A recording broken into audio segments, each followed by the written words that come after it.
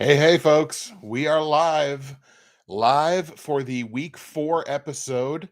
And obviously, like we do all the time, we'll be giving just a couple minutes of preamble and pre-stream just to allow people to hop in. And we're going to do our good social media person duty and hop on here and grab my proper link and get all of our good stuff tweeted out here. Bum, bum, bum. Ba-dum, bum, bum. Live now. That's what I'm looking for. I want to copy that. And I want to go to Twitter, our good friend Twitter. And I'm going to do that. And I'm going to go live now. Hashtag NFL, hashtag week 4. And we're going to do that. And bingo bango. It's almost like I know what I'm doing. Boom, boom, boom. Almost. Not there yet. Almost. Hi, Justin. Hey, Martin. How you doing, buddy? I am exhausted today. My day began like 13 hours ago and had a shift at work. And now I'm working after my work, which is it's the hashtag grind. The love of the hashtag grind. It's why we do this thing. Let's have a nice sip of lovely, lovely nerd teas.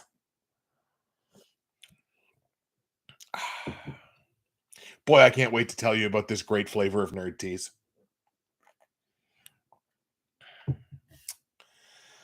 Oh, boy. How's your day, Martin? How's your day?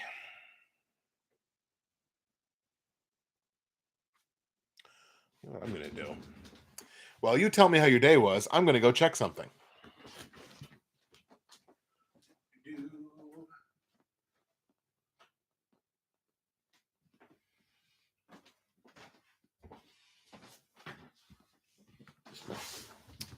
All right. I think that might give me a little bit more light. Trying to make my lovely face a little brighter.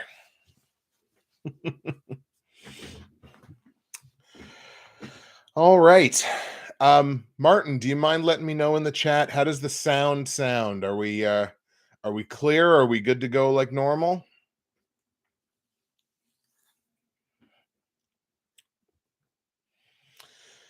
LA Bunny, what's up, brother? Hey man, how you doing? Loud and clear, says LA Bunny. Fantastic. Speaking of loud and clear, time to put the old sound on silent.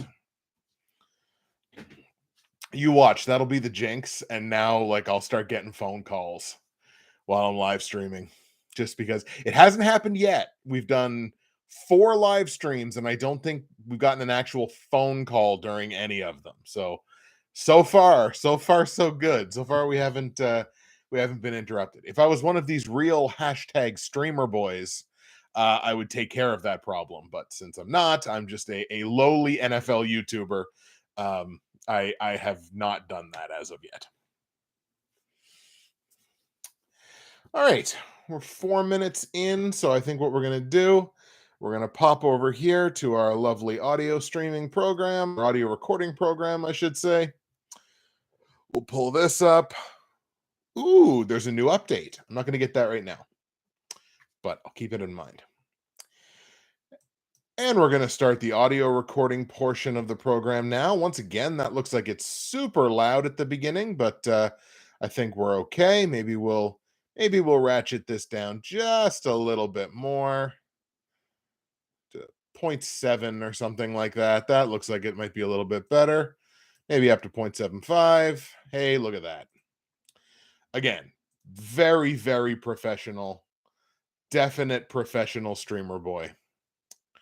Hi from Tampa Bay. Listening to this as I put up hurricane shutters. Matthew, holy cow, man. Look, we just got done dealing with Fiona. So I wish you all the best of luck. Obviously, be safe, all that fun stuff. Yeah, no fun. Definitely no fun to have to be going through that stuff. Like Fiona wasn't terrible to us. It was really bad in Porta Basque. There's a really bad flooding and stuff through there. Honestly, I lost internet for like 10 minutes. I didn't even lose power. So, like, for me, it wasn't bad. There were a lot of others who are still waiting to get power back on. And that was 3 days ago. So, I'm counting my blessings because it definitely did not hit me as hard as it hit some other folks. But best of luck to you, Matthew, and everybody that's everybody down Florida way. You might be a Florida man, but you're one of the good Florida mans. So I wish you nothing but the best. All right. Let's do it to it as we've been here for about 6 minutes now. So, as we're always going to do, we'll give you the silent TV countdown to the beginning of the episode in 5, 4, 3. What's happening, everybody? Justin, Bridgewater's finest on YouTube, Blockbuster_guy on Twitter, fueled as always by the incredible folks at Nerd Tees, and welcome to week 4 of my weekly NFL football pick show for the 2022 NFL season. And holy cow, not only did we have a week that was above 500, we had a week that was above 500 across the board, which is incredibly successful in relative terms for this bizarre beginning to a season that we have had so far in 2022. So straight up against the spread and over under across the board went 9 and 7 with the picks.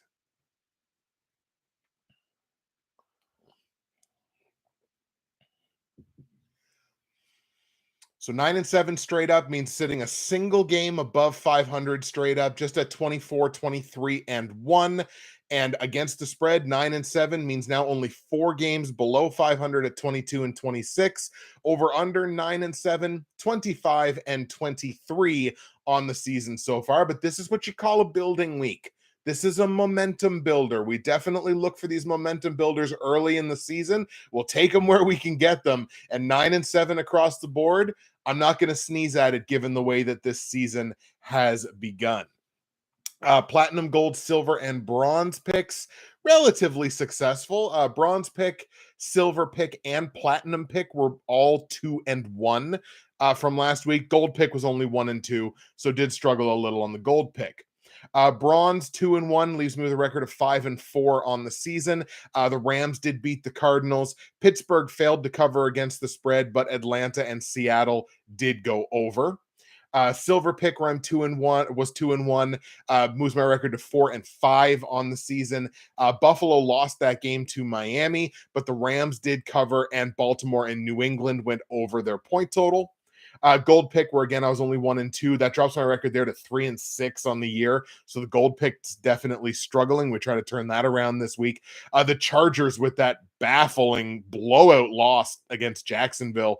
Denver did cover against the spread, but the Packers and the Bucks failed to go over their point total. And the platinum pick where I was 2 and 1, evening my record at 4, 4 and 1 on the season. The Bengals beat the Jets. Buffalo obviously failed to cover against the spread. They lost that game outright, but the Niners and the Broncos did stay under their point total. So across platinum, gold, silver, and bronze, what is that? That's 7 and 5.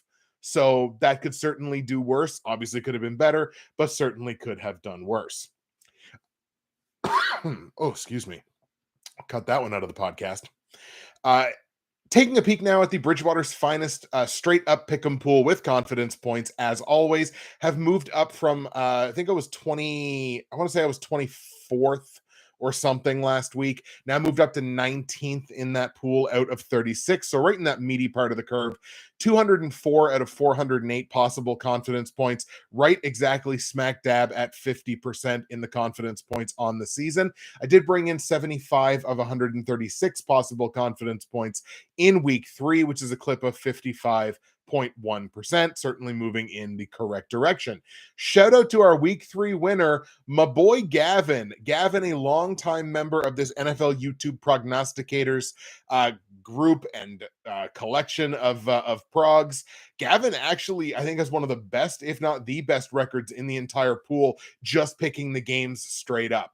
Gavin went 10-6 last week. So look, double digits, never a bad week when you hit double digits. Brought in 88 of 136 confidence points, a clip of just under 65%. So shout out to Gavin for winning week 3. Shaun's picks after a 1-week hiatus jumps back up into the overall lead in this pool, 28, 19, and 1 picking the games straight up, 252 out of 408 confidence points for a clip of just under 62%. So shout out to Gavin for winning week 3 and Shaun's picks for jumping back up into the overall lead. We'll take a peek here into the chat on the live stream here. Martin, you beat me this week. I was 8-8, but I'm glad I took Jacksonville over the Chargers. Yeah, that was a heck of an upset call there, Martin. Well done. Paxton Daly, I dropped from 1 to 2 this week, looking to take first back this week. Oh, Pax, all right. Excellent. So that's really cool. I always love when I have people in the pick'em pool that are in the stream and can kind of have that back and forth. Paxton, you're having a heck of a start to the season. That's awesome. I hope you get back up to number 1 there. But Shaun, he was number 1 after the first week. He's number 1 again here in week 3. So I think Shaun's going to be a bit of a force to be reckoned with for most of the season.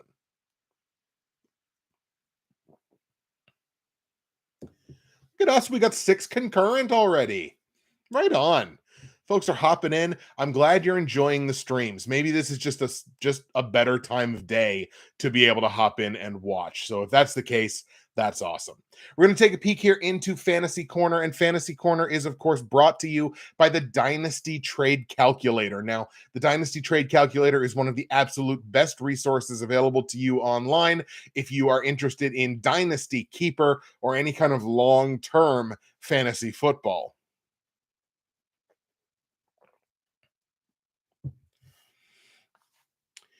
And why is it one of the best resources you can find? You can find incredible trade evaluations, podcasts, player rankings. It does not matter the way that your league is configured. Say you're doing a super flex league that has a tight end premium and a running back point per carry. The Dynasty Trade Calculator has got you covered across the board. Player rankings, trade evaluations, again, some incredible experts that are available to you on the Dynasty Trade Calculator. And for as little as $3, you can gain access to this incredible tool that has helped me win long-term fantasy football championships in the past. Check out my affiliate link, which is down in the description below to this stream and to this video, and you can get access to the Dynasty Trade Calculator, like I said, for as little as $3. Now, in the Professionals Dynasty Fantasy Football, once again, I am not doing the Dynasty Trade Calculator any justice here. I dropped that matchup against Mitch from last week, which I was the projected favorite in that matchup. So Mitch upset me, and it moved me to 0-3 to start the season. I am in an absolute tailspin in that league. It is not looking good. However, in the Ante & Co. Dynasty, which was a startup dynasty, I held on for the win against Rachel. I'm now 2-1 on the season, back-to-back wins after starting the season 0-1. I have week 4 matchups against Tim and Tensa in those 2 leagues, respectively. It's a projected win for me over Tim, which would be potentially it might be season saving at this point.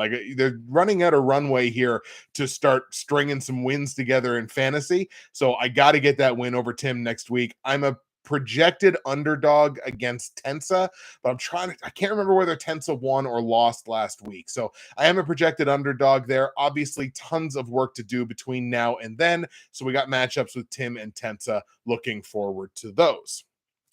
And I'll take this opportunity, as I always do, to remind you that if you go to the description of this live stream, of the video on YouTube, or the podcast, wherever you encounter this show, you're going to find all of my results from last week, all of my straight up against the spread and over under plays for week 4 in the NFL.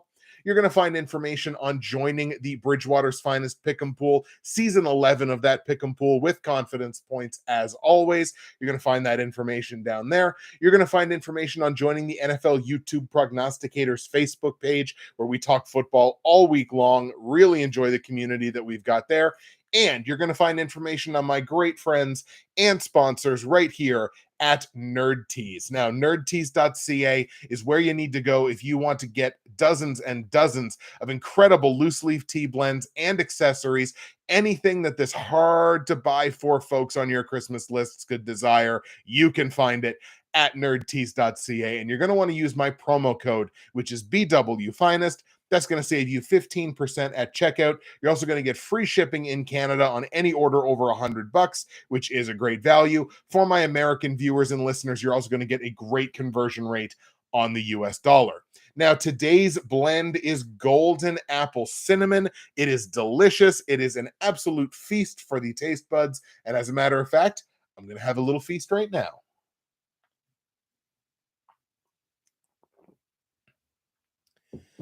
You know, I'm still working out with this streaming thing. When I'm going to be talking for a long period of time without stopping, hydrate. Hydrate, hydrate, hydrate. Nerdtees.ca is helping me out with that. So, nerdtees.ca, promo code BWFinest, save you 15%, get your free shipping, find yourself something to love, or find someone you love something to love. You can do it on nerdtees.ca. So we're going to take a quick peek into the chat here. Ellie Bunny, is anyone else buffering? I'm not sure. We'll throw that out to the chat. I don't know if anybody else is having any buffering issues. It might be your individual connection. I'm hardwired here, so I'm not having any issues on my end. If it is you, you might just want to maybe restart or just refresh your browser. Maybe that could be a possibility. I hope it's not on my end. I don't know if anybody else is having any buffering issues. Please let me know. But in the interim, what we're going to do is we are going to go ahead and kick things off with the week 4 picks. Bring over my trusty handy dandy green journal here. Seems okay now. All right. Fingers crossed. Fingers crossed. If you start getting into the buffering things once again, like I say, maybe refresh the stream, refresh the browser. There's a couple little things you like that you can do. It maybe hope again. Nothing against you. Hopefully it's on your end. If it's on my end, it's a much larger problem for me.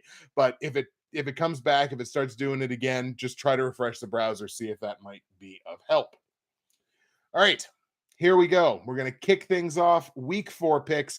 Dive into it right now with the Thursday night game. The Miami Dolphins traveling to Cincinnati to take on the Bengals. I saw earlier today the Bengals are going to be wearing their white Bengal Tiger jerseys, the alternate colors. That looks friggin' sharp. Those jerseys look so damn good. I can't wait to see how they look there. Those look fantastic. I can't wait to watch a full game with them wearing those jerseys. That looks, if I was going to buy a Bengals jersey, absolutely that would be the variant cover that I'd be going with. The Miami Dolphins, one of only 2 undefeated teams left in the NFL through 3 weeks, obviously winners of 3 straight. This is a battle of 2 teams who are both boasting top 10 scoring offenses in this early NFL season, both inside the top 10. The Bengals also kind of riding a top 10 scoring defense. Their defense has played very well in terms of, at the very least, limiting their opponent's scoring opportunities through the first 3 weeks. I love this matchup. I love starting a week with a matchup like this because this is really going to be one of the litmus tests, right? It's a litmus test for both teams. It's a litmus test for the Bengals to find out if they finally fixed kind of what ailed them in the first couple of weeks. And it's a litmus test for the Dolphins too. Is this Dolphins team really as good as what we've seen through the first few weeks? Or was it really a fluke? I was kind of a doubter for the first couple of weeks with the Dolphins. That team just kind of keeps playing, pretty good football, but punt excluded from that, I suppose. I'm going to lean on the Bengals here. I'm going to take Cincinnati mostly because it's at home. I think in 2 fairly well-matched teams, which I believe these 2 teams are, I'm kind of deferring to the home side on this one, even though home teams have not had a ton of success in this early season. We're going to lean on the home side here. I'm going to grab the Bengals at home to get the win over Miami. On the line, Cincinnati's laying 3.5 points here as the home favorite. I'm not going to buy the hook here. I'm actually going to hedge. It's not a great hedge because it's only 3.5 points, but I am going to hedge my bets here, and I'm going to grab the Dolphins plus the 3.5. Martin makes a good point in the chat. Depends on Tua's condition. It's true. I don't think he practiced yesterday. I don't know anything about today, but I don't think he practiced yesterday based on like a knee and his back. I have to assume he's probably going to be okay to go, even though it is on relatively short notice. Looks like Joe Mixon is going to be good to go for Cincinnati. So I'm going to take the Bengals to win, but I'm going to hedge my bets and grab the plus 3.5 on Miami. Total in the game set at 47.5 points. I love this over just because, like I said, two of the top 10 scoring offenses in the NFL. And I love this over so much so that over 47.5 points in Miami, Cincinnati, we're starting this episode off hot, is going to be my silver pick on my totals for week 4. So silver pick on the totals, Miami and Cincinnati over 47.5 points. I'm actually just now realizing I didn't put in final scores, which is really going to bug Martin if I don't give out some final scores here. So I'm going to take a very brief pause, a pause that'll be exceptionally brief for the podcast listeners, but give me like 2 minutes here. You're going to watch me in real time go through and do these final scores because, again, I sorry about that, Martin. I do that mostly for Martin's benefit because I know he loves that, but it is a part of my show that I enjoy. So for the live stream viewers, please excuse for a couple of minutes while I throw some scores together here.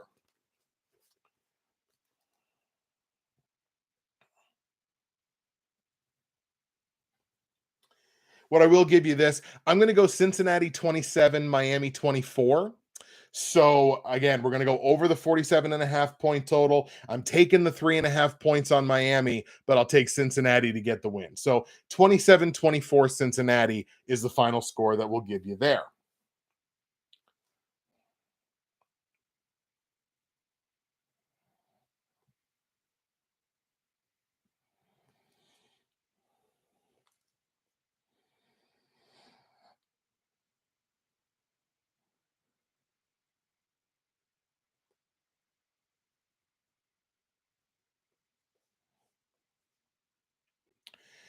Let's see. Let's go in the chat while I'm working on this. You think the Bengals finally get it together? I do. Like I again, it's very, very, very difficult for me to expect the defending AFC champions to struggle as much as they have early in the season, and I think they're a better team than they have shown. So I'm definitely going to be leaning on them to improve their performance starting this week.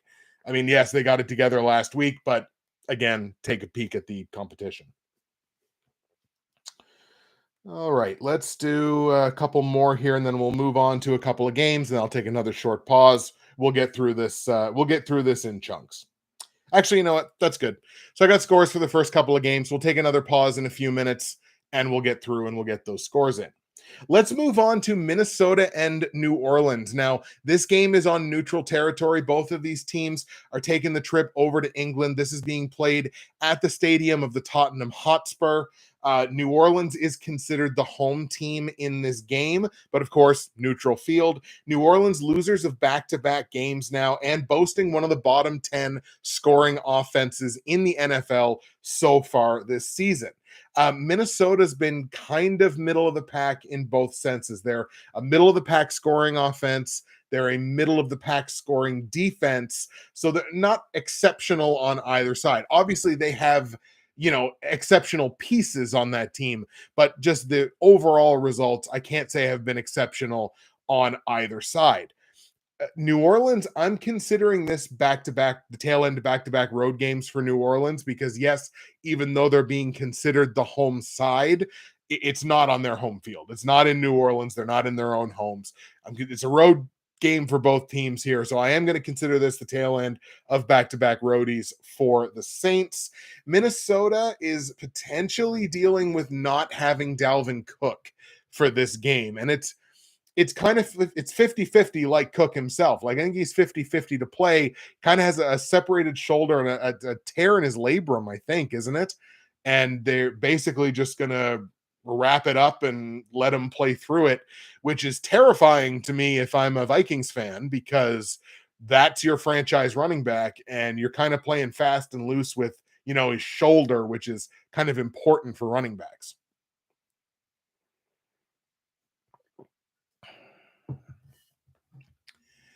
In saying that, even if Dalvin Cook is limited, Alexander Mattison is more than capable as the number 2 running back on that team to take over and have a monster game. So, is it a loss if Dalvin Cook's not at 100%? Absolutely. Is it a massive one? I'm not exactly on that level. And I really haven't liked what I've seen from the Saints on the offensive side. That defense is still good. That defense can play some ball, but that offense has got to move the ball and score points, man. And I'm just not seeing it. And I understand that obviously Jameis Winston is dealing with what Jameis Winston is dealing with, and I'm sure he's still in quite a bit of pain.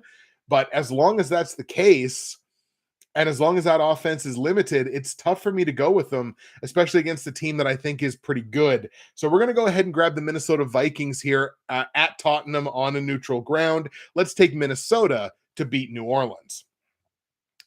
On the line, the Saints are taking 2.5 points here as the quote unquote home underdog. I like Minnesota to win. It's a small price to pay.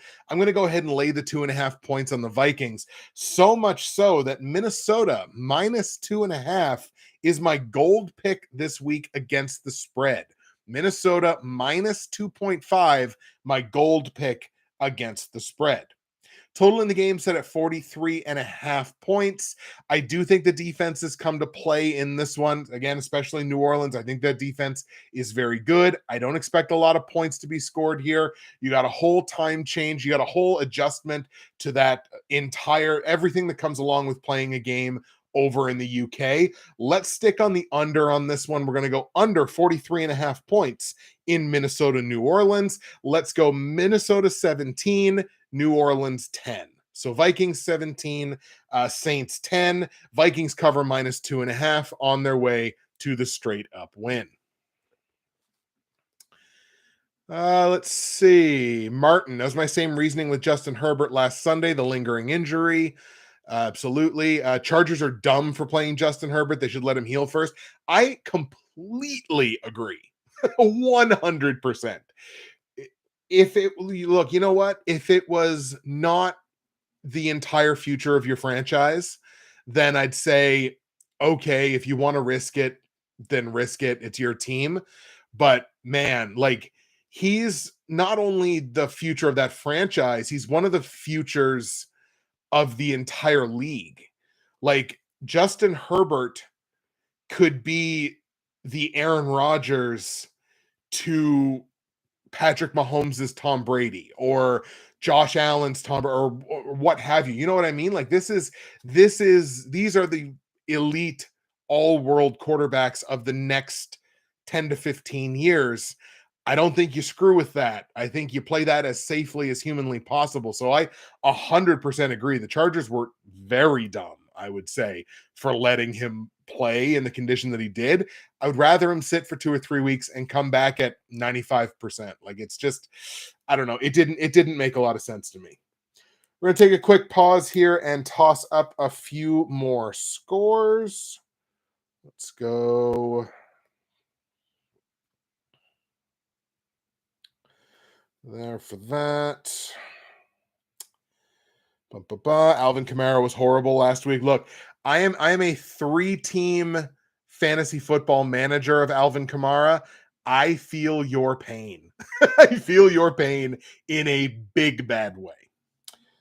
All right, let's go with that one.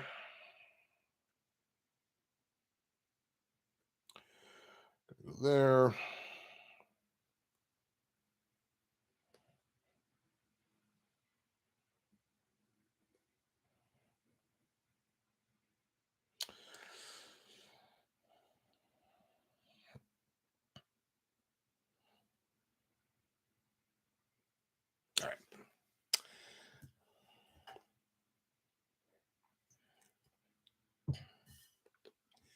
Again, the podcast listeners will not get to hear these just blank spaces in the audio recording.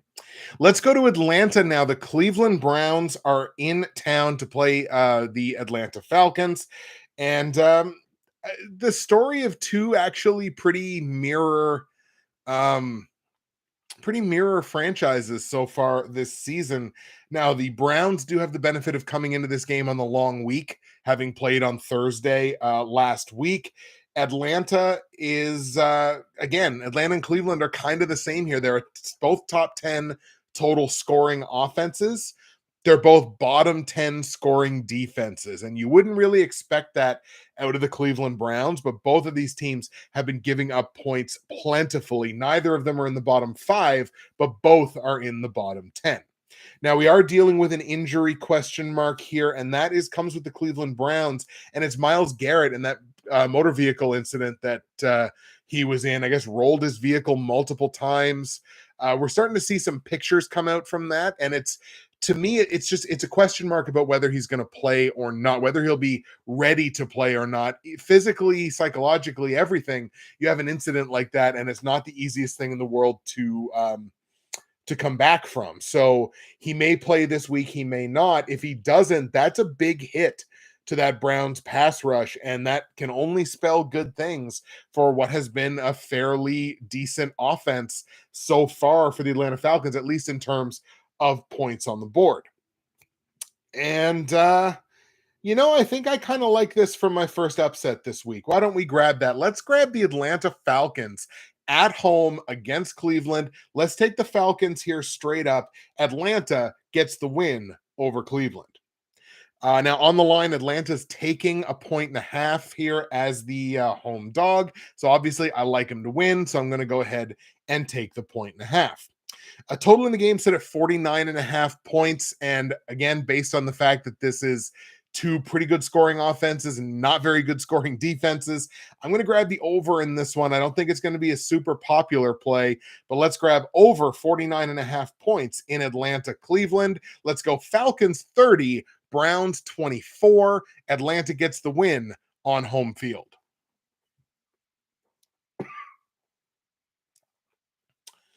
LA Bunny, Drake London is hot. You better believe it. That kid is gonna be big in this league. It's tough to draw comparables to him, but he's gonna be a big thing. And once they can actually figure out how to incorporate Kyle Pitts into their offense, that offense is gonna be scary. Gorian, how you doing, my friend? Colts, Eagles, Packers money line. Yes, you hit me on Twitter with that parlay a couple days ago. What was it? 20 pays 41. We enjoy that one for sure. Martin, I like the Falcons playing pretty well on the West Coast the last 2 weeks. I think this is a slightly better team than some people seem to think that it is. Now, there's still problems. There's still plenty of problems for that Falcons team, but I think they're slightly better than people are giving them credit for. Let's go ahead here and grab a couple more. Toss on a couple more final scores. Gorian, since you're just joining us late, I didn't write down any final scores, so I'm taking some periodic pauses after each game to go through and get some final scores in, or else I'm scared I'm going to get an angry written letter from Martin. Let's go.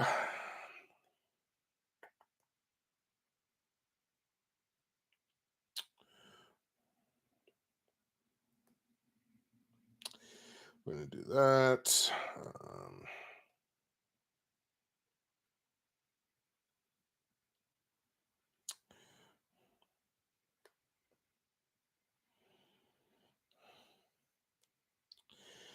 All right.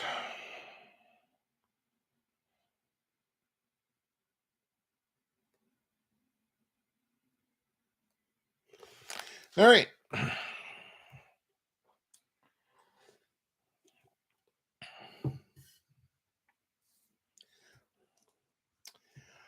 Let's go to Dallas now for an NFC East matchup. The Cowboys going to play host to the Washington Commanders. Washington, losers of 2 straight games.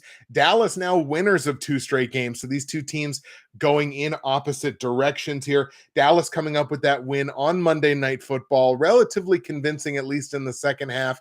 There was a point in that game where they just kind of took over and you just sort of knew that the Giants weren't coming back at any point. So Dallas has looked better than I think most people expected them to look with Cooper Rush. I think the conversations about Cooper Rush taking Dak Prescott's job are probably just some sports talk show fodder.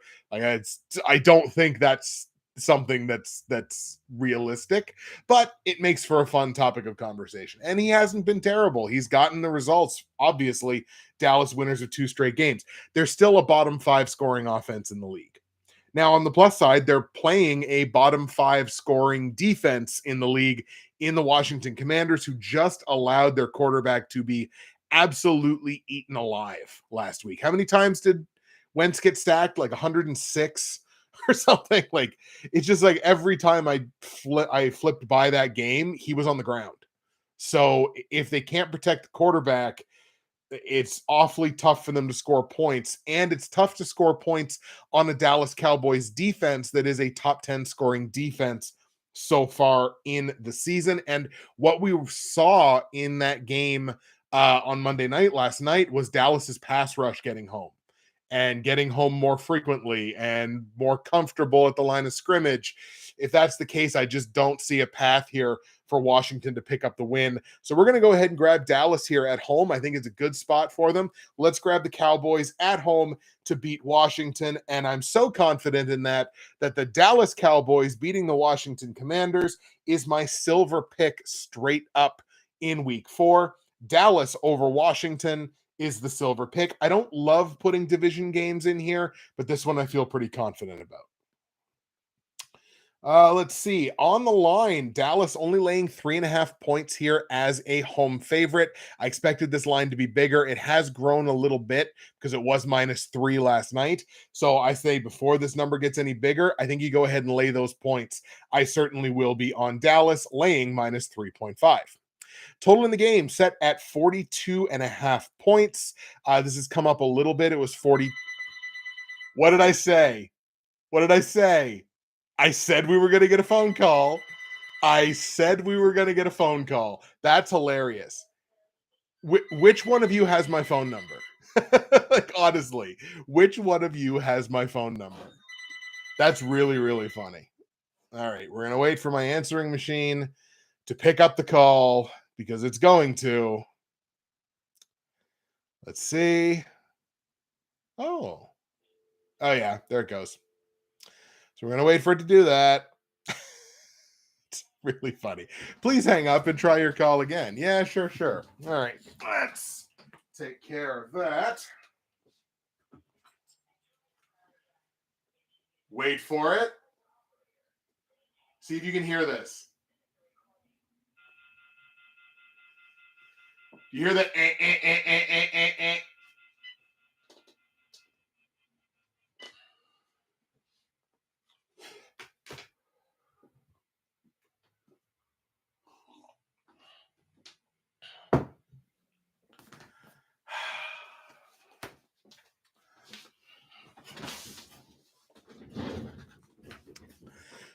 No, not fax and Gorian answering machine. If I didn't know better, I'd think that was Geo trying to sabotage me. All right. So we're going to go back here. Total in the Washington-Dallas game, 42.5 points. It's gone up a little bit, but I'm actually going to grab the under here. I don't see a ton of points being scored in this game. I don't think Dallas is an offensive powerhouse. I don't know how many points we're realistically going to get out of Washington. So we're going to stick under here, under 42.5 points. So much so that under 42.5 points in Washington, Dallas is my bronze pick on my totals this week. Washington and Dallas under 42.5 points. Let's go Cowboys 21, Commanders 10. Dallas gets the win. Dallas covers the -3.5, and the total stays under.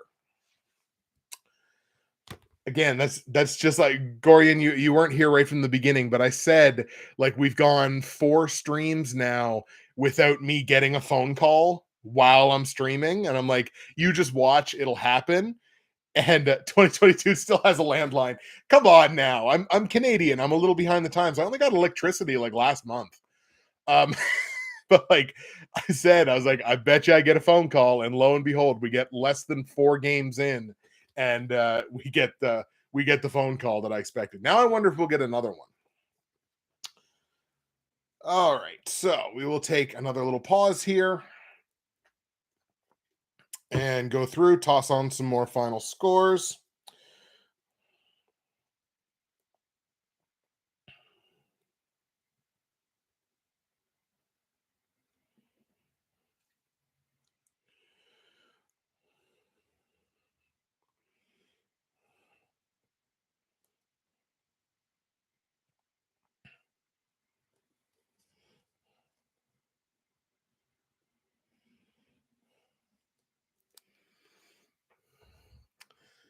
Stay safe from the crazy weather. Yeah, I am in Nova Scotia, Gory, and yeah, we just had Hurricane Fiona come through over the weekend. So I wasn't badly impacted by it. I lost internet for like 10 minutes, like I mentioned earlier in the stream. But honestly, for me, it really wasn't that bad. There are other people in the province that got it worse than I did, or still waiting for their electricity to come back on. But for me personally, I didn't get hit with it that hard. So I'm very, knock on wood, I'm very fortunate about that. um, Matthew, who was in the chat earlier, they're preparing for the hurricane that's about to hit Florida. He said he was listening to this while he was putting up hurricane shutters. So we definitely have folks that are less fortunate than I was through that whole thing. All right, let's go to the Seattle Seahawks traveling to Detroit to take on the Detroit Lions. So, Seattle, bottom 5 scoring offense in the NFL so far this season, not just bottom 10, but bottom 5. So, this is a team that has very, very, very struggled to score early on in the season. Meanwhile, you look at the Detroit Lions, Detroit is just reeling off offensive performance after offensive performance here in the early season. They're the definition of a glass cannon because they're scoring a ton of points and they're giving up a ton of points. But there are pieces on that Lions defense. Like they're building something there in Detroit on the defensive side of the ball, and I think the offense is certainly there for them. Seahawks come into this game losers of 2 straight after opening the season with a win. Now, what I will say on the Detroit side of things is it doesn't look like DeAndre Swift is going to play in this game. And that is definitely a hit to the Detroit Lions on the offensive side. How could it not be? He's probably one of the 8 to 10 best running backs in football, and that might be underselling him. What I will say is this: him not playing opens up a larger opportunity for Jamal Williams. I got to watch Jamal Williams for a number of years being a Packers fan, right? And that guy's just got a nose for scoring touchdowns.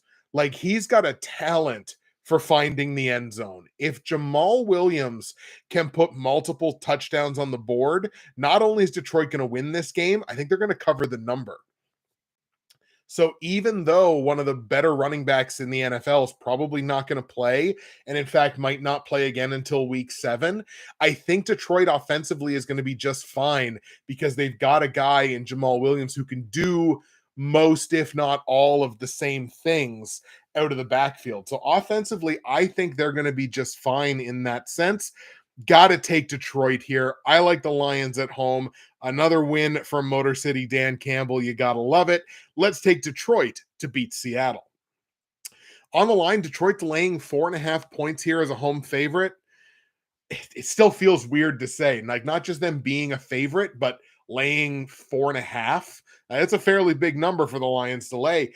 And I'm going to go ahead and lay the points with them. Like I said, if Jamal Williams can find multiple scores in this game, I think Detroit covers this number. So we're going to lay the 4.5 on the Lions.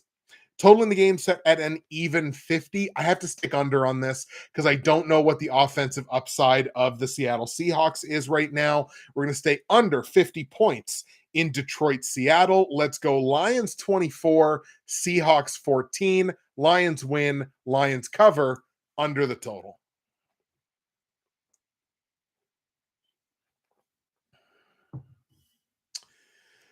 Martin goes Lions all day. Martin, you're like low key becoming a Lions fan here. It feels like you're every week you're in the chat, like dapping up the Lions. I kind of enjoy it. I like it. Well done, sir. All right, let's throw a couple more final scores on there.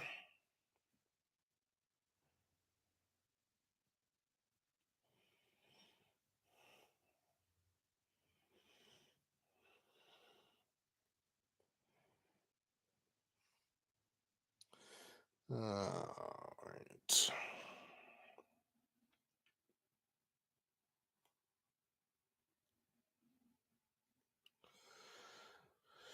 All right, only got three more, so we'll finish these up before we move forward. Let's see.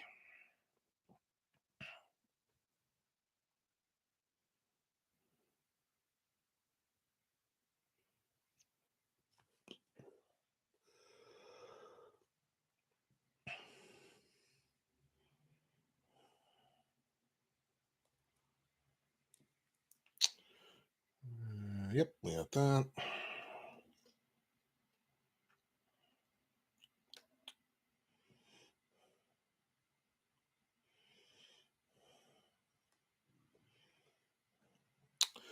Let's go.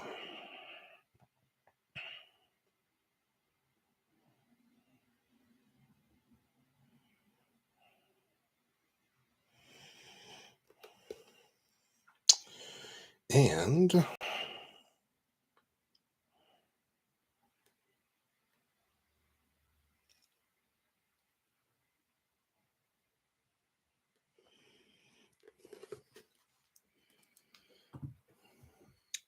there we go. So we got our final scores kicked in here. I don't think I screwed anything up. I'm sure Martin will correct me on my math if I have made any mistakes. So, Martin, I'm going to need you to be extra diligent from here on out.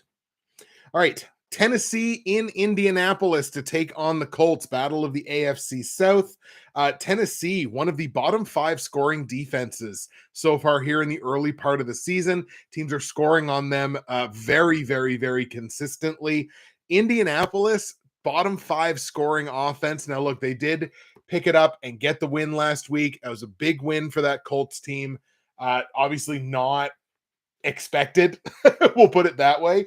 I don't think it's very tough to tell what this Colts team actually is because we came into the season thinking they were one thing and they're not necessarily still that, at least performance wise. But look, they got the win.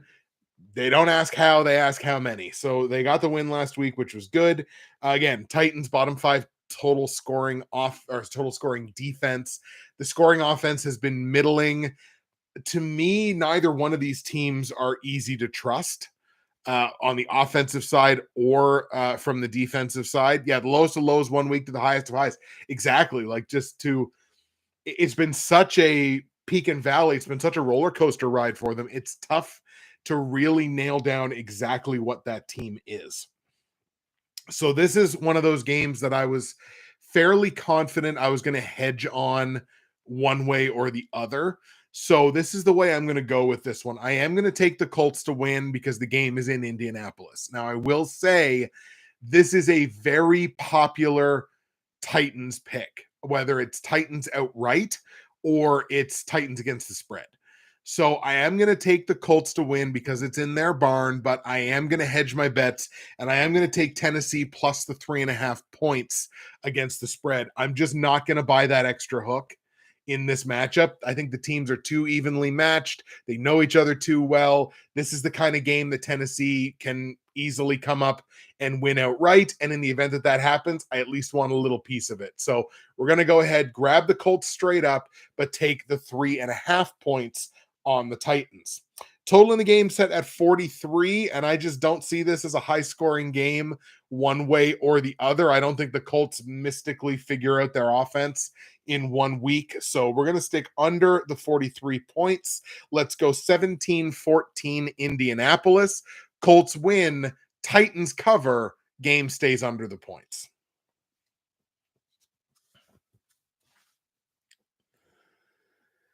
Let's see. What do we have? Martin, Colts, highest, lowest of lows to highest of highs. Gorian, Reich is a horrible head coach. Like, I still believe he's like the quarterback whisperer, but I don't necessarily know that the quarterback whisperer automatically translates into being a great head coach. You know what I mean? Like, I think those are that Venn diagram. There might not necessarily be a ton of crossover between those two. You know what I mean? So, as a quarterback's coach, I think he'd be fantastic. But head coach, you might be right. All right, we're going to pick up the pace here because of the couple of breaks that we've had to take. Chicago in New York taking on the Giants. Now, the Giants did get some bad news injury wise. Sterling Shepard, I think, did he tear his ACL? Was that what happened? He's done for the season now. Good opportunity in your fantasy leagues potentially to take a flyer on a guy like Kadarius Toney. He's going to be asked to do a lot more on the offensive side now for the Giants. And the offensive side for the Giants, they didn't exactly get a ton of it in that game on Monday night. They're going to come into this game on the short week, having again just played last night. And what do we say? The offense is kind of middling. The defense is decent. They're actually a top 10 scoring defense so far this season. I don't know how much longer they stay there, but the defense has been decent to this point. Chicago, a middling team, both offensively and defensively, but kind of like we talked about with Minnesota, David Montgomery for Chicago is dealing with an injury. He may not play. He may be dealing with a multi-week injury, as a matter of fact. But this is another one of those situations where they got a guy behind him who, after he went out of that game last week, Khalil Herbert came into the game and looked like Emmitt Smith. Like, he came into the game and played incredible football. So even if David Montgomery doesn't play, is it necessarily crippling and the end of the world? I can't say so, because very clearly they've got a guy back there who can shoulder a larger load than he's been asked to. David Montgomery is like the hard luck Brian of NFL running backs. I don't think there's ever been a point, and this is kind of salacious to say, I don't think there's ever been a point where David Montgomery has been the most valuable running back on his own team. Just gonna let that one settle with the dais here for a minute.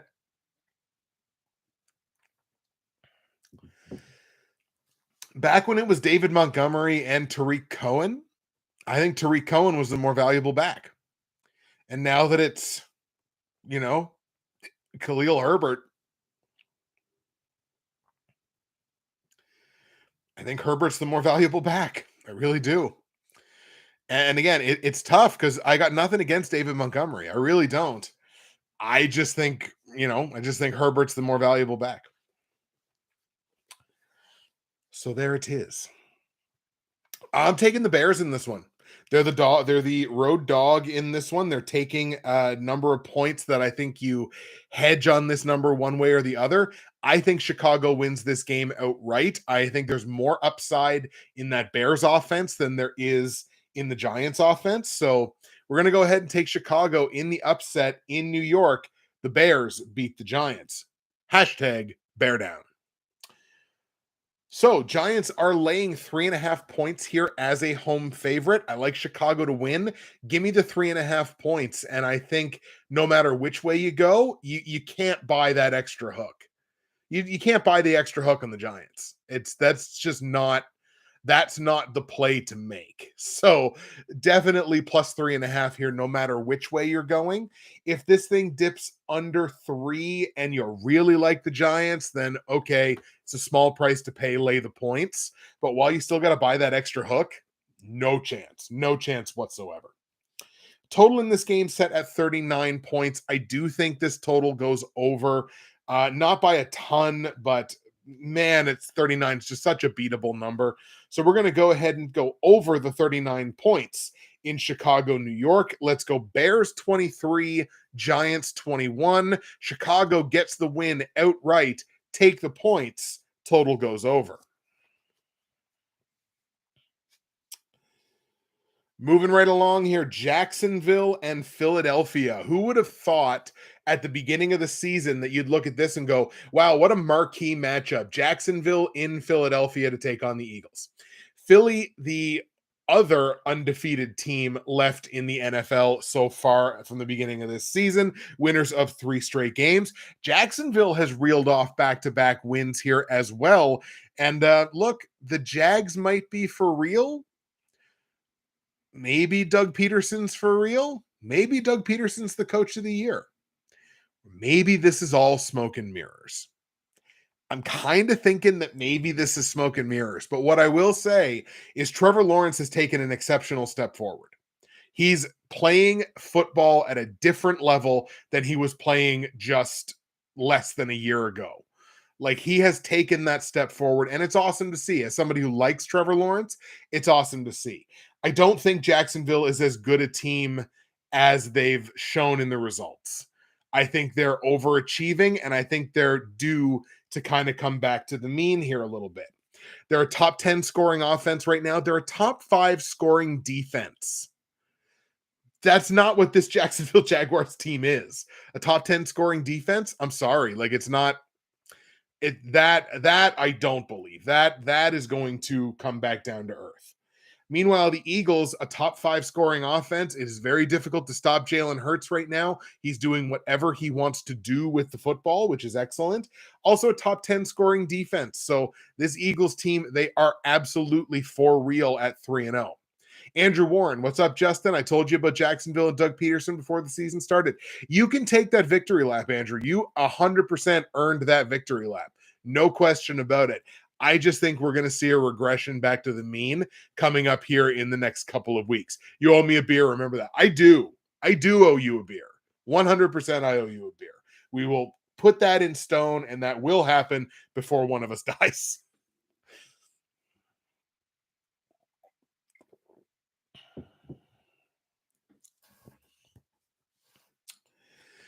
The Jags here are on the tail end of back-to-back road games. And again, I just think the regression to the mean begins this week. And I think it begins with the Eagles coming away with a victory here. Let's take Philadelphia at home to get the win over Jacksonville. So much so that the Philadelphia Eagles over the Jacksonville Jaguars is my gold pick straight up. Philadelphia over Jacksonville, my gold pick straight up. I got the Eagles moving to 4-0 and consequently being the league's last undefeated team. On the line, the Eagles are laying -6.5. It's under a touchdown. I have to lay the points because, again, I don't think the Jags are what they have shown so far this year. I reserve the right to be wrong about this. I don't think they're what we've seen in these first 3 weeks. I just don't. So I'm going to lay the 6.5 points here on the Eagles. Philly -6.5. Total in the game set at 48.5 points. I don't think this flies over, but I do think it just barely gets there. We're going to go over 48.5 points. It's just difficult to keep Jalen Hurts from scoring points right now. So over 48.5 points in Philadelphia. Jacksonville, let's go Eagles 28, Jags 21. Eagles get the win. Eagles cover the number. Total goes over. Andrew chiming in. I may disagree on the Jags and Eagles game. I think they're for real. This week is, you know how I said with the very first game of this, what we talked about, Cincinnati and Miami, that was a litmus test for both teams. This is a litmus test, certainly for the Jags, but really for both of these teams. Are the Eagles as good as they've shown in the first 3 weeks? Are the Jags as good as they've shown in the first 3 weeks? After this game, we're going to know the answer to those questions. All right, very quickly, we got the New York Jets in Pittsburgh taking on the Steelers. Pittsburgh has the benefit of the long week here, having played on Thursday. The Steelers are losers of two straight games coming into this one. They are kind of middle of the road. The offense has been a little less than average. The defense has been right around average so far this season. The Jets have a bottom 10 scoring defense. No shock there. The offense has been kind of middling. Joe Flacco can move the ball. We may see Zach Wilson back this week, or he's certainly getting closer to making a return. I don't think this is a matchup of two particularly great teams. So I'm going to do what I did with Indianapolis and Tennessee, actually. I'm going to take the Steelers, who are at home and are the favorites. I'm going to take the Steelers to win this game, but I'm actually going to hedge my bets on this one, and I'm going to grab the Jets plus the 3.5 points because I genuinely feel the Jets could win this game outright. I definitely think that New York has more than a puncher's chance to win this football game. So we're going to take the Steelers straight up, but I am going to take the plus 3.5 with the New York Jets. Total in the game is set at 40.5 points.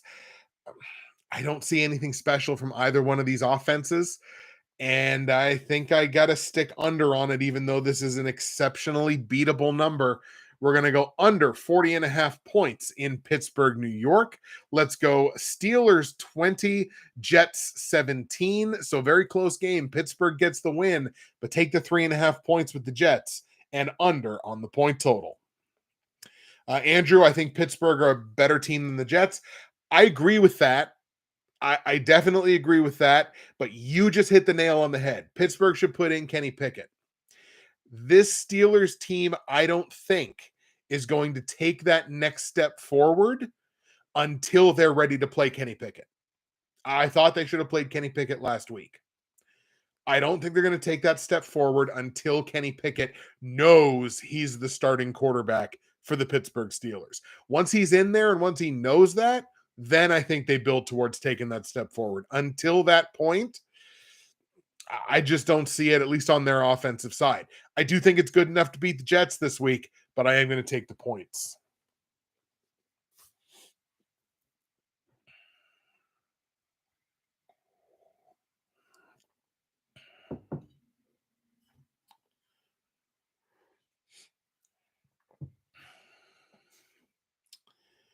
All right. Marquee matchup of this week, the Buffalo Bills in Baltimore taking on the Ravens. So this is a battle of two of the top 5 scoring offenses in the NFL through the first 3 weeks are Buffalo and Baltimore. Obviously, lighting up scoreboards. Josh Allen versus Lamar Jackson. There are very few quarterback matchups in this league that are better or more exciting than Josh Allen versus Lamar Jackson. We understand that Baltimore's defense is beatable. They've been beatable all season long. You can get them. Buffalo has had an exceptionally good defense all season, but now they're hurt. We will probably see Jordan Poyer back in this game. Micah Hyde's done for the season with that neck injury. That is a huge blow to that Bills secondary. And all of a sudden, you can kind of get Buffalo. You can get Buffalo defensively. I think a lot of Buffalo's games the rest of the season are going to be shootouts. And this has that potential to be that shootout.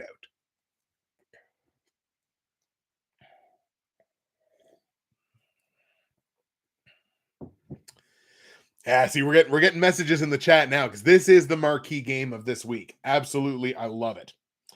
Yeah, like I say, Micah Hyde done for the season with that neck injury. Baltimore is relatively healthy. They're not fully healthy, but they're relatively healthy. This is going to be a super, super exciting game. Baltimore is a home dog, man. You give me the Ravens with the points, and there's a hook.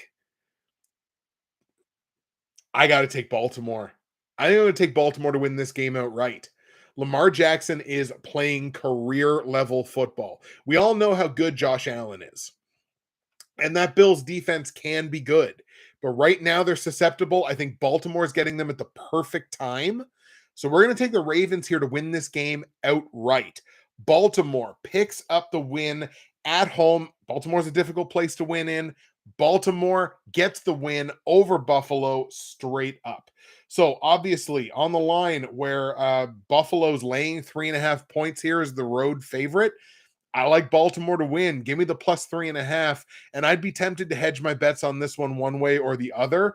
Buying that extra hook with two of the best teams in the AFC, I don't love it. So we're going to take the plus 3.5 on Baltimore. Total in the game is set at 51.5 points. And I like the over in this one. I think there's going to be fireworks between these two incredible quarterbacks.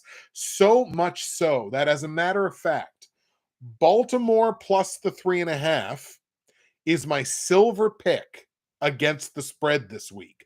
Baltimore taking plus 3.5, silver pick, and Buffalo and Baltimore to go over 51.5 points is my platinum pick on my totals this week. Buffalo and Baltimore over 51.5 points. That's the platinum pick on the totals.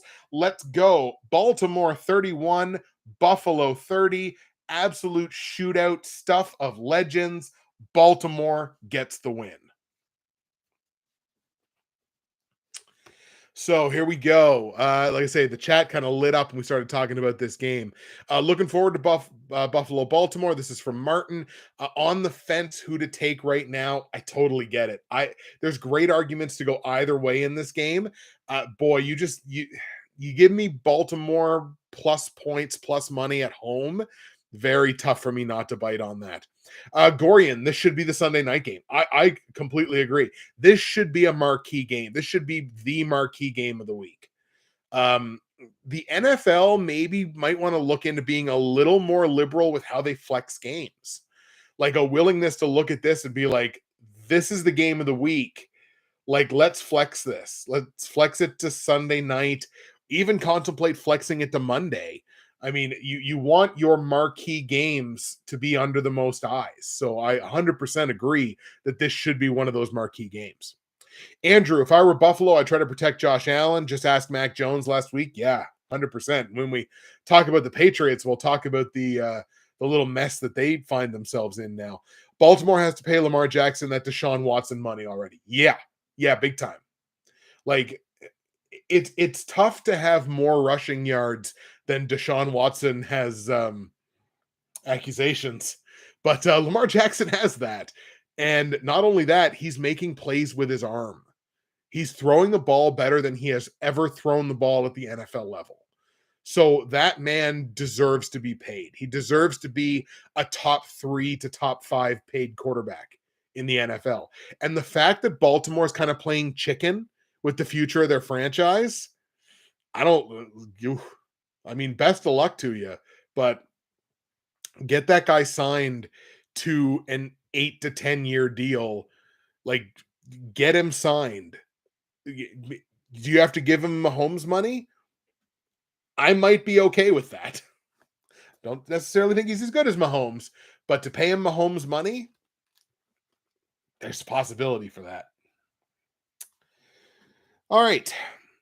The Chargers in Houston to take on the Texans.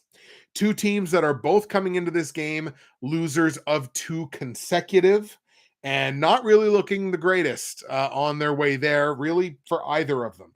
The Chargers, a bottom 5 scoring defense so far in the NFL this season.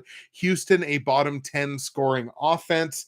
Don't expect to see a ton of points. Spoilers, I'm under on the point total in this one. Look, I think Houston might be one of the worst teams in the league. I think they might be like in that bottom 3 to bottom 5 conversation, just in what I've seen so far this year. So I think they're in that conversation. If the Chargers can't turn their season around against that team, wrap it up. Like what are we doing here? We had the conversation earlier about Justin Herbert, but like, you got to be able to beat teams like this. So obviously I'm on the Chargers here. I'm on the Chargers to win this game. It definitely doesn't help that Joey Bosa is not going to play in this game because of a groin injury. They've already ruled him out. Rashawn Slater on the offensive line, he tore his bicep. He's done for the year. Things are going from bad to worse here for these Chargers, but like this is their opportunity. If not now, when? So definitely have to grab the Chargers here on the road in Houston to pick up the win. So much so that the Chargers over the Texans is my bronze pick straight up this week. The Los Angeles Chargers over the Houston Texans, bronze pick straight up. Now on the line, Houston is taking 5.5 points here as a home dog. I was very tempted to grab this number, but again, I'm calling this my Chargers statement game. If they can't make it against Houston, they're not going to make it against very many teams. So let's lay the 5.5 points on Los Angeles with the full understanding this is not a good lay. It's not. I don't necessarily advise you to follow my advice on this, but I'm going to lay the points. Total in the game set at 44.5. As I mentioned, I don't think we're going to see a metric ton of points in this game. We're going to stay under on this one, under 44.5 in Houston, Los Angeles. Let's go Chargers 26, Texans 16. So I think that gets us to what, 42? Yeah. So we stay under the 44.5 point total. Chargers win, Chargers cover.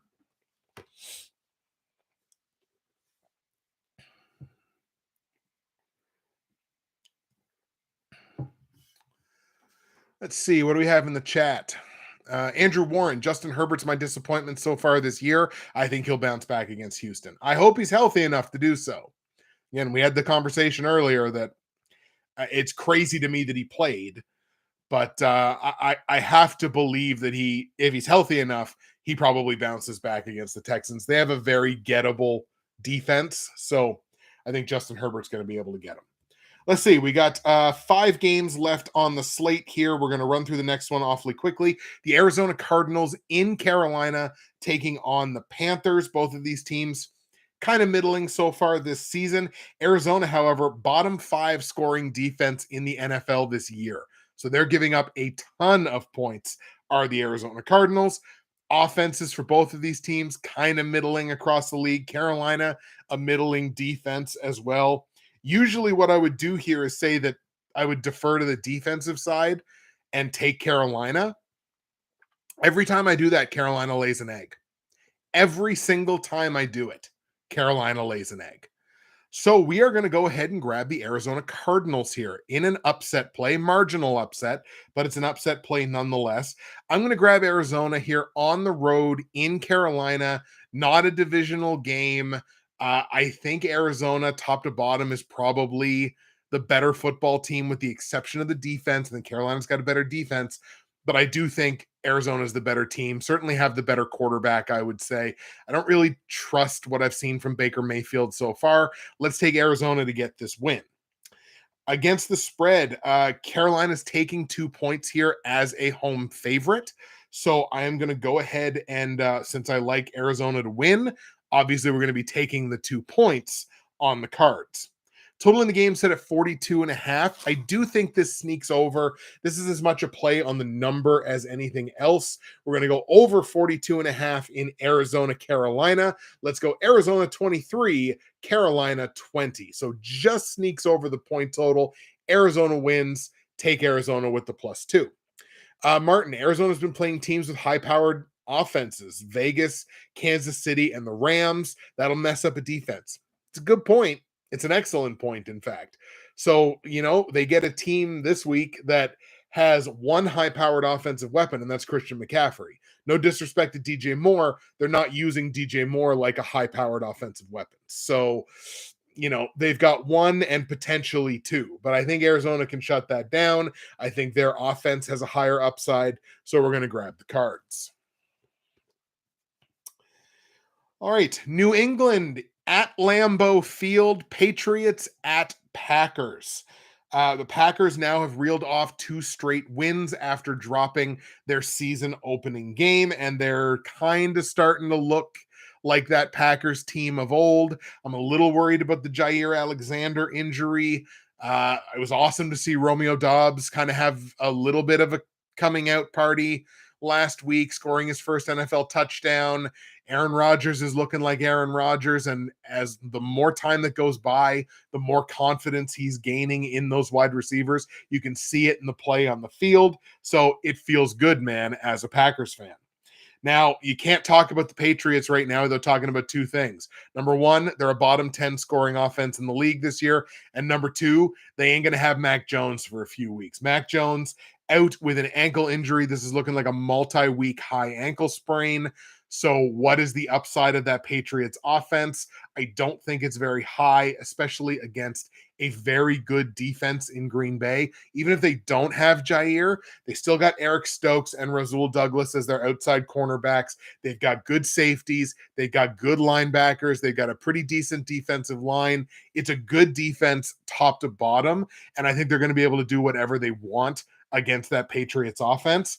Green Bay all day in this one. We're going to grab the Packers straight up at home to get their third straight win. Packers beat the Patriots, so much so that the Green Bay Packers over the New England Patriots are my platinum pick straight up this week. Green Bay beats the Patriots for my platinum pick. Against the spread, Green Bay is laying 10.5 points. Woof, this is one of the first. Is this the first double-digit spread that we've seen this year? Because we saw a few that were like -9.5. I don't know if have we seen any that have been -10.5 or -10? I'm not sure. This is a massive spread. And if Mac Jones was in the game, first of all, if Mac Jones was playing, the spread wouldn't be this. But let's say he was and the spread was, I'd be taking the points here for sure.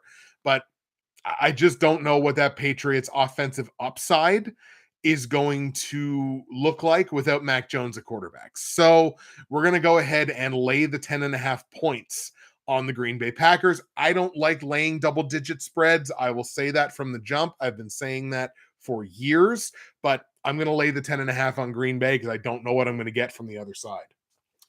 Total in the game set at 40.5 points. We're going to grab the over on this one just because it's such a beatable number. Another play on the number like the previous game. Over 40.5 points in Green Bay, New England. Let's go Packers 30, Patriots 13. I'm going to give them a touchdown and I'm going to give them a few field goals, but I can't honestly give them too much else, not knowing really what they're going to get from several key offensive positions. Let's see. Andrew Warren, Justin Herbert's my disappointment so far this year. I mean, it's tough. It's tough with him getting hurt. Justin, this is my last game I'll hear. Have to get back to work. I think Cleveland's winning the Baker Mayfield trade so far. I think you could make that argument for sure. Martin, Arizona's been playing teams with high-powered offenses, which we mentioned. I lied. I want to hear Green Bay versus New England. My Patriots should tank it, draft a wide receiver or a tight end. Got to head back to work. Andrew, thank you so much for stopping in and watching the stream. And, maybe the Patriots should tank it. Maybe this is finally the year, especially where you're going to be, like you say, without Mac Jones for multiple weeks. Maybe that's the time then to kind of, gear it back a little bit. It's a possibility for sure. Martin chiming in, Patriots defense got spanked by Lamar. This is very true. All right, 3 games left on the slate. Let's get going. The Denver Broncos in Vegas to take on the Raiders. Obviously, all is not well in Raiders land. Devontae Adams coming out saying he's angry and frustrated about their 0-3 start. The only winless team, I believe, left in the NFL. Is that correct? Yes, in fact, it is. And yet somehow they're laying points in this game as the home favorites. Don't get that. Don't understand it. The Denver Broncos are 2-1 on the year. I've never seen a 2-1 team with more people calling for the coach to be fired. Like, what is going on? What is the beginning of this season? It's nuts. The Broncos are 2-1. They have not looked good. They have not looked good for 12 quarters now. But they've come away with 2 wins. But everyone's saying Nathaniel Hackett can't hack it, but bump sing and needs to be fired. So I can even get on board with that. I can get on board with them saying, like, maybe this whole Hackett experiment ain't going to work. But I don't understand how that means that they're laying points, or that the Raiders should be laying points on the Broncos. Doesn't make any sense to me. I understand that this is Vegas saying, hey, these two teams are basically perfectly evenly matched, so we're going to give 3 points to the home side. Like, I understand what they're saying in that, but I just don't see it. Like, this Broncos defense is for real. A top 5 scoring defense so far this year. That defense is exceptionally good. And for a Raiders team that's not scoring a ton of points so far this year and has a scoring defense that is in the bottom 10 in the NFL, basically where I said they were going to be right from the jump. That's their problem. That's their Achilles heel, is the defense that's really going to prevent them from, I think, going anywhere and doing anything. I don't get it. I don't get how the Raiders are 2.5 point favorites here. But we are definitely going to be on the Denver Broncos in this game. They got to break out eventually. That offense is too good to stay this mediocre for this long. They're going to have a breakout game eventually. I think it comes in Las Vegas against the Raiders. So we're going to be grabbing Denver here straight up in an upset play, even though they're the better team. Let's take Denver to beat the Raiders. So on the line, like I said, the Raiders laying 2.5 points. I'm taking the plus 2.5 on Denver, and I like it so much that Denver plus the 2.5 points is my bronze pick against the spread this week. Denver plus 2.5, my bronze pick. Total in the game set at 45.5 points, and this is actually going to be my gold pick on my totals this week. I like this game to stay under, and under relatively comfortably by better than a field goal. Under 45.5 points in Denver, Vegas. I just don't see a huge explosion of total points. So let's go under 45.5 in Denver, Las Vegas. Like I said, under is my gold pick in this game on the totals. We're going to go Denver 24, Las Vegas 17. Denver gets the win, obviously cover taking the points, and under 45.5.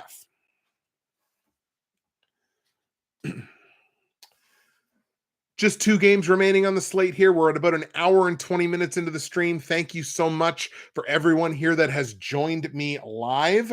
Our final 2 games, the Kansas City Chiefs in Tampa Bay taking on Tom Brady and the Bucs. Now, this is a Tampa Bay team whose offense has not looked great the last couple of weeks. Obviously, last week they were without, I don't know, everybody.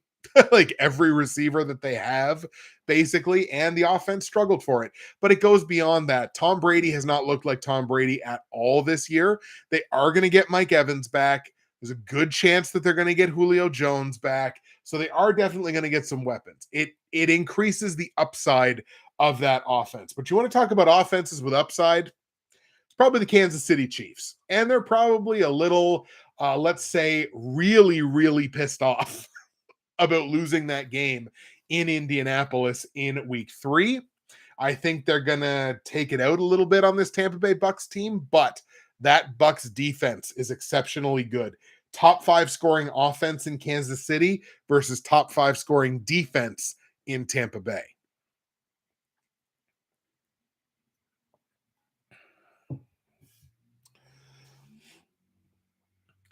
Chiefs are coming into this one on the tail end of back-to-back road games, having again played that game in Indianapolis last week, but I really like the Chiefs here. I think the Chiefs get right back on track, go into Tampa Bay, get this win over Tom Brady. Let's take the Chiefs in Tampa Bay to beat the Bucs. Now, on the line, the Bucs are only taking 1.5 points here as a home dog. I like Kansas City to win. I love getting Kansas City minus 1.5 points. So I get it. Like, I think I get where this number comes from, and it's not an easy number, but this is one of those, I mentioned it last week. This is one of those 2-0 or 0-2 games. You're either going to be perfect on this game or you're going to lose both of them, because 1.5 points, you got to take it. You got to take it one way or the other. So like it's an 0-2 or a 2-0. So we're hoping for a 2-0 here. We're going to lay the 1.5 on Kansas City. So much so that Kansas City minus 1.5 is my platinum pick against the spread this week. Really like Kansas City to get things going again. So Kansas City minus the 1.5. Total in the game set at 45.5 points. It's just so difficult for me to stay under a point total in a game that includes Patrick Mahomes. So we're going to go ahead and take the over in this one. Over 45.5 points in Kansas City, Tampa Bay. Let's go Kansas City 27, Tampa Bay 24. Chiefs win, Chiefs cover, and over the 45.5 points. We go one game remaining on our slate, and it is the Los Angeles Rams on the tail end of back-to-back road games in San Francisco, taking on Jimmy G and the Niners.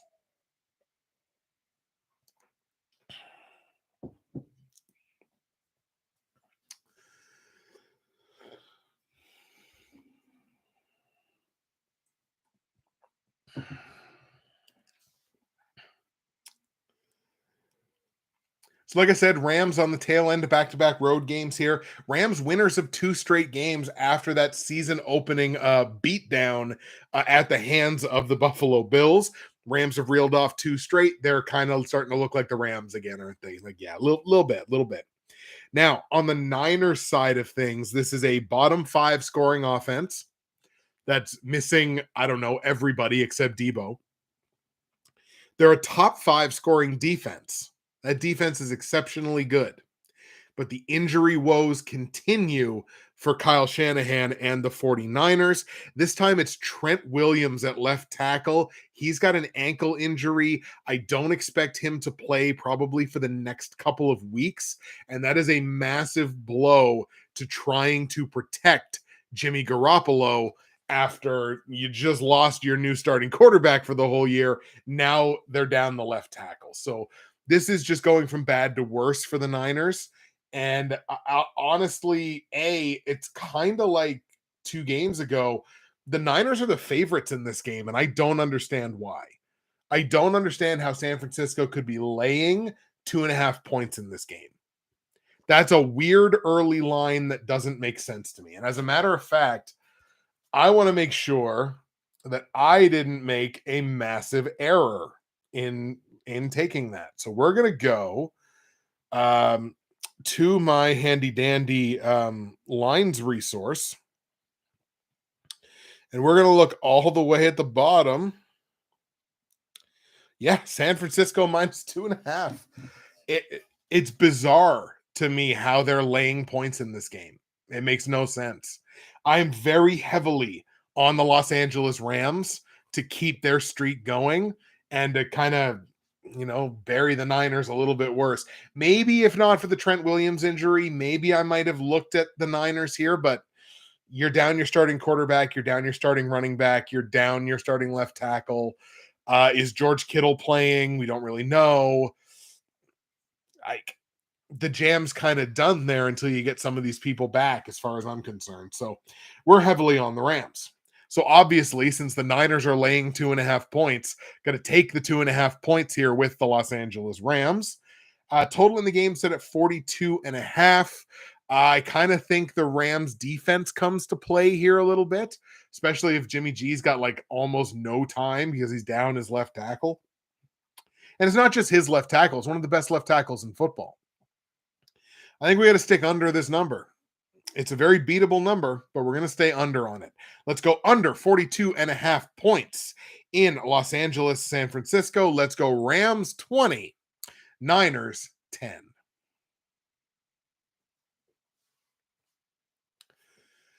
There you go, folks. Those are your picks for week 4 in the NFL. We're going to go over the platinum, gold, silver, and bronze plays for week 4 here for you now. The straight up against the spread and over under plays. Straight up, my platinum pick, the Green Bay Packers over the New England Patriots. Gold pick, the Philadelphia Eagles over the Jacksonville Jaguars. Silver pick, the Dallas Cowboys over the Washington Commanders. And the bronze pick, the LA Chargers over the Houston Texans. Against the spread, platinum pick, Kansas City Chiefs minus 1.5. Gold pick, Minnesota Vikings minus 2.5. Silver pick, Baltimore Ravens plus 3.5. And the bronze pick, Denver Broncos plus 2.5. And on the totals, platinum pick, Buffalo and Baltimore to go over 51.5 points. The gold pick, Denver and Las Vegas to go under 45.5 points. Silver pick, Miami and Cincinnati to go over 47.5 points. And the bronze pick, Washington and Dallas to stay under 42.5 points. That's it for the show here for week 4, just ahead of the 1 hour and 30-minute mark, which is exactly where we want to be for these live streams. Once again, thank you so much, everybody, for coming out and checking out the live stream. I really, really heavily appreciate it. I think we got up to 6 or 7 concurrents, which is fantastic here for the early part of the season. So I love it so much. I'm having a lot of fun doing these live streams. I think this was an excellent choice for the show this year. Overall viewership might not be what it was last year, but you know what? I'm having a bit more fun with the show this year, and that's the main thing. That's it for me, Justin, Bridgewater's Finest on YouTube, Blockbuster_guy on Twitter, fueled as always by the incredible folks at Nerd Tees, and my voice, which is now starting to fail me. Thank you so much for taking the time to watch. We will see you again for week 5. And just a programming note, which I mentioned on Twitter yesterday, the week 5 live stream will be Monday evening at 6 p.m. Eastern. It's not going to be on Tuesday. My schedule, unfortunately, will not permit it. But Monday evening, I believe that's October the 3rd at 6 p.m. Eastern. That's going to be the week 5 show. But enjoy the games in week 4. We will see you again for week 5.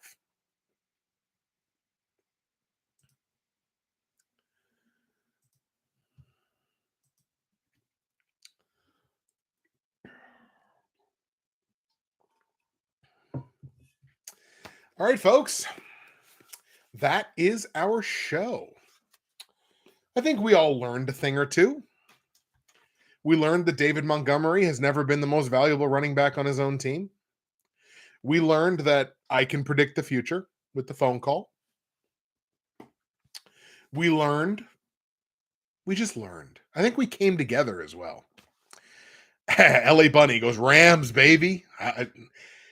It baffles me that they're taking points in that game. It just baffles me. I just don't get it. What else? What did I miss? Let's see.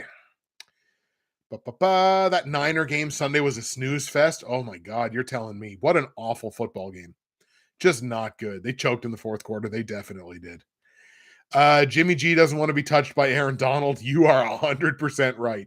There is nobody in the NFL wants to be angry touched by Aaron Donald, because Aaron Donald angry touches win Super Bowls for Aaron Donald.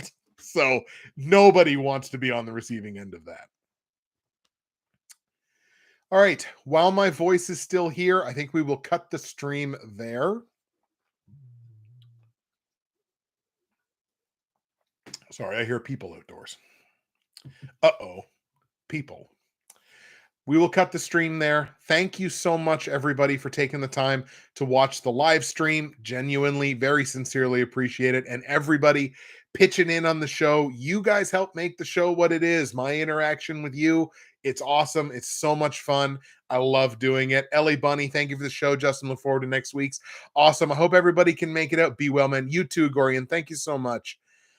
Just thank you guys so much for taking the time to check it out. And like I say, the week 5 episode is going to be on Monday evening instead of on Tuesday. I'm going to try to get it in there before Monday Night Football. I don't love the timing, but schedules are what they are. So hopefully we'll see everybody again Monday evening. Again, 6 p.m. Eastern is 7 o'clock local for me. But 6 p.m. Eastern is when we're going to get the stream started next week. Thank you so much for watching. And again, enjoy all the games in week 4.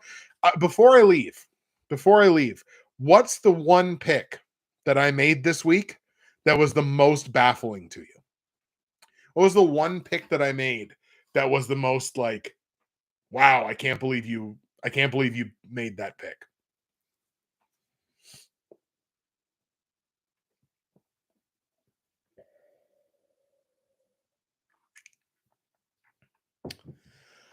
Let's see if we get any responses in the chat.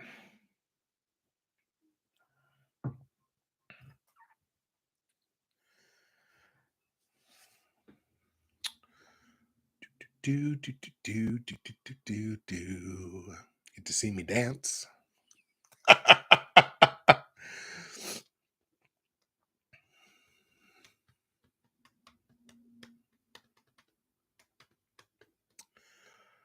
Did we have a pick that blew anybody's mind? Or this just like, I can't believe that you would ever decide to do that. Wasn't able to listen to the entire show, but of the 9 picks I heard, they were reasonable. I'll take that. Martin, you're one of the smartest people in this entire community. So when you say like, oh, they all seemed reasonable, I'm like, okay, thank God. I live in constant fear of the week that we're like diametrically opposed on like 13 of 16 games. And I'm like, oh God, this is gonna be an awful pick. This is gonna be an awful week for me because I have the utmost amount of faith in Martin. Green Bay, the points if you went. So I did take the points on Green Bay. It's a lot of points to lay. I don't like laying double digit spreads. I just don't like to do it. But I don't like New England's talking about potentially signing Cam Newton again. Like, is this where we're at with Mac Jones being out for however many weeks he's going to be out? Like, we're back on the Cam Newton train all of a sudden. Like that doesn't make a ton of sense to me. But I mean, we'll see what happens. I know there's a certain call-in quarterback that's still out there that I guess did a workout with the Raiders in the preseason. He's still out there. Who knows? You know, Bill Belichick likes people talking about him. What better way to get the people talking about you than bringing him back into the league? LA Bunny, peace out. That's going to be it. I think Cam's doing podcasts, smoking cigars. Yeah, exactly. Cam Newton's living that Snoop Dogg life, except with cigars instead of the funny cigars. But I don't think it's going to happen, but you never know. All right, we're going to cut the stream off there. Thank you so much, everybody, for stopping in and checking out the show, interacting with me. So much fun. We'll see you again for week 5. Everybody stay safe if you happen to be in the Florida area with that hurricane coming up. Everybody be safe. Let's have ourselves a heck of a week.